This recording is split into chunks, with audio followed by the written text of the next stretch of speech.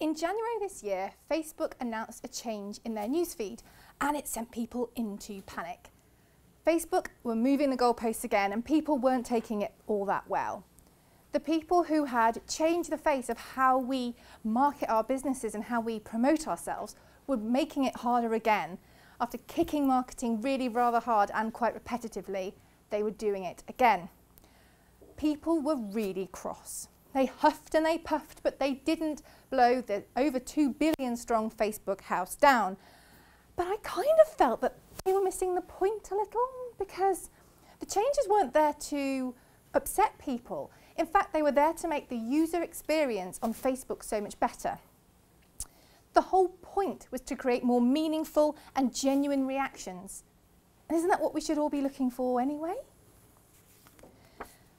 The Facebook post that announced this change said, word for word, "I'm changing the goal of our product teams from focusing on helping you to find relevant content online to helping you have more meaningful interactions." There were many a hyped up blog post about how you could cheat the algorithm and how you could do this, do that, how people were leaving Facebook, and I did also see the irony that a lot of these were put on the very platform they were moaning about. And it was a problem. It was going to sting businesses, but only businesses that weren't doing it properly to start with or who weren't happy and willing to adapt. Personally, I was really pleased to see the back of these clickbait and engagement-based posts, because whenever there's someone who deserves a puppy or a gin or a kitten, my name's never there. I think it's one of the perks, maybe, of having a rather odd name. But although I've talked about Facebook here, it's not just Facebook, it's all social media platforms, and the algorithm does get a bit of a hard time on these. The thing is that we can't control the algorithm, so there's no point in whinging about it. All we can do is see what it wants us to achieve and make it work for us in the best way that we possibly can. And I think that is what we should all be aiming for. So when all these changes were announced, I didn't panic. I mean, call me stupid, and I'll be honest, I've been called a lot worse than that. But why? Why panic? Because you can't change it. And all it did mean was that creativity and collaboration, which are two things that I have seen work time and again and have used with my own clients for literally years, were going to come to the fore. And I thought that was kind of exciting. It was also going to allow us to have more genuine interactions and to get this following and put across our authenticity, which is what it should all be about anyway. It was going to help enhance the lives of the people who we have the pleasure of dealing with and those who follow us. And that's, I think, really what we should be aiming for anyway. So if we can start with collaborations, if we can. So I think I blame the media largely, but we're taught from quite a young age that it's possible to achieve success on your own. And in fact, there are lots of people out there who have achieved great things all on their own because they're brilliant and supreme and powerful. But it's not really the case if you scratch the surface a little. If you think of people like Richard Branson, for example, you think of him as the face of Virgin, and indeed he is a huge part of the business, but he's not the whole business. And actually a blog on his own platform in October 2016 very much dissuaded this idea. It's definitely a team effort. It's not him acting on his own. The great thing is that other people, as well as ourselves, hold the answer to our success. And I think that's really exciting as well. In a time when isolation is something that people talk about an awful lot more, we now have the chance to turn this on its head and make it not such a big deal for any of us. We have the power to change our own lives and other people too. In the words of Helen Keller, alone we can do so little, but together we can do so much. So let's think about a really good social media brand, a brand that's absolutely killing it on there. So you'll probably see they have a nice tribe of fans and followers, and doesn't necessarily, the number isn't the big deal here, but they have an engaged group of people who like the content they're putting out there. The content will be good, it'll be quality video, it'll be well thought out captions, it'll be great graphics and images. But the thing is that the businesses aren't just shouting about what they're doing and then going off, they're engaging, they're being sociable. You'll see a to and a fro and a chat, and all of this is what makes it really, really special. This will make customers not just feel like they want to buy from the brand, but also that they have some kind of loyalty towards the brand, that they want to engage with them, they want to help them on their journey. Now think about all these brilliant things I've talked about, and let's imagine that somebody who makes pickles, for example, has this. So that he has a tribe of really excited fans and followers who completely love his pickle-based amusements and obviously his product. And now what if he found another business to work with that would bring out the best in his pickle, but also would appeal to his pickle fans? Let's say a cheesemaker, for example. So you have a cheesemaker who also has this tribe of fans who love his cheesy humour and his lovely, lovely products. And what if they worked together? What would it look like? Because they're not competing.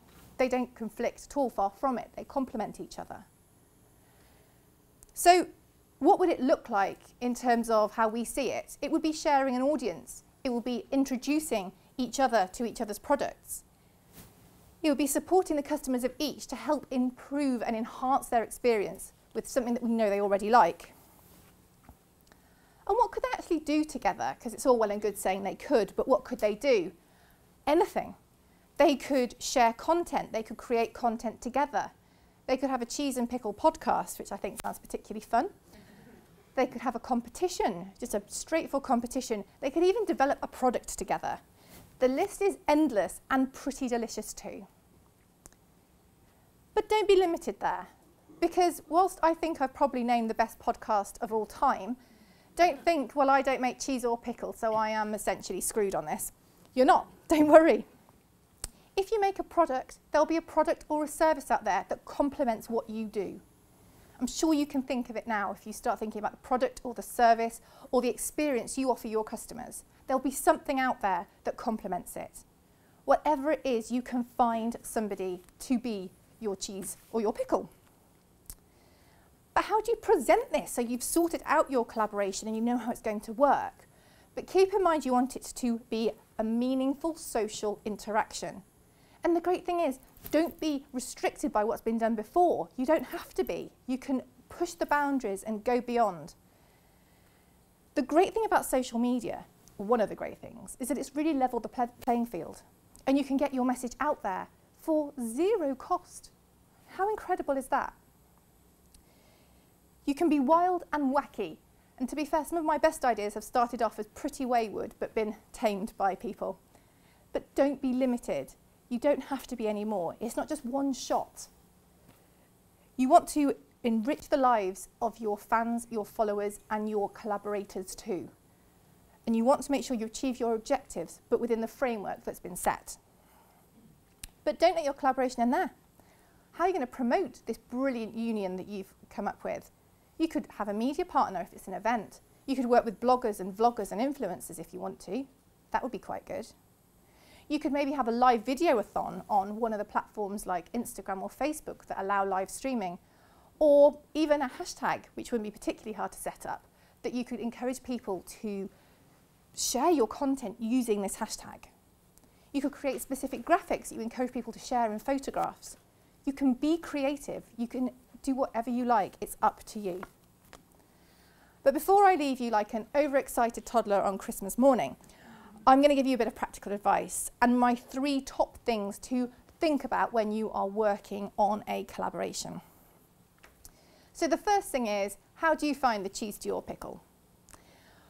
Well, it's not as hard or as weird as it seems. Look at people that could work with you. You can poll your audience. You can ask them who they like, who they follow, what things tick their boxes. You can follow these people on social media. You can pick out specific hashtags that you know the people that you might want to collaborate with are using.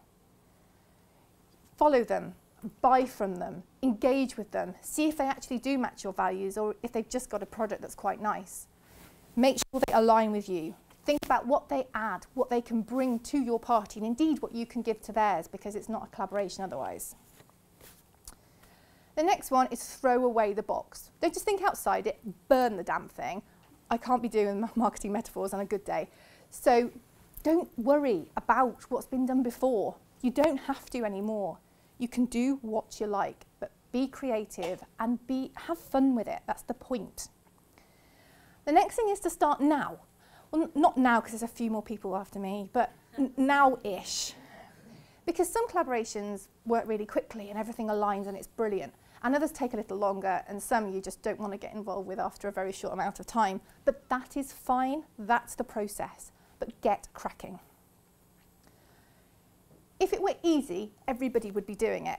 And it's not hard, but it does take hard work to find the right people, because you don't just want to do this once, you want to replicate it too. If you put in the work, you will find the right people. It will push you outside your comfort zone, but when you get that correct alignment and everything works, it's just, well, for a marketing geek, it's heaven. And it'll be really good for your business too. I think social media definitely gets a bad rap, but when you look at the figures alone, you've got to take it really seriously. For literally zero investment, you can promote your business on any of these platforms for free. People hark back to the good old days when, all the social media wasn't around, but were they even that good for small business? Because I don't think they were. You couldn't compete with the big boys because you just couldn't get anywhere near their budget. And if you put a lot towards it, you'd only have one shot. Advertising cost an absolute fortune in printed media, and it is still quite an expensive route. But you don't even have to get involved with that now if you don't want to and if you don't have the budget. For free, you can do the work. And if you've got a few quid, you can also promote it for a very little budget that's completely in your control. Another thing is that now you actually have the potential to go viral and to have your content shared in a way that you can't control, which will wipe any big budget campaign right out the way. And that's brilliant, and there's been so many great examples of that too. There wasn't all that much creativity, in my opinion, before we had access to all of this. And the creativity was definitely down, but now we can harness that. And that is where, in my opinion, we should be going. If used well, social media is brilliant. It has the ability to connect people and get people from your tribe into raving fans that are your cheerleaders out there. So find people to collaborate with, the Batman to your Robin, the Shrek to your donkey, the cheese to your pickle, or if you fancy it, go for a whole team of Avengers. I've seen that work quite well too. You have the power to thrive and grow and own your own destiny. Harness that and kill it with creativity and collaboration. Thank you.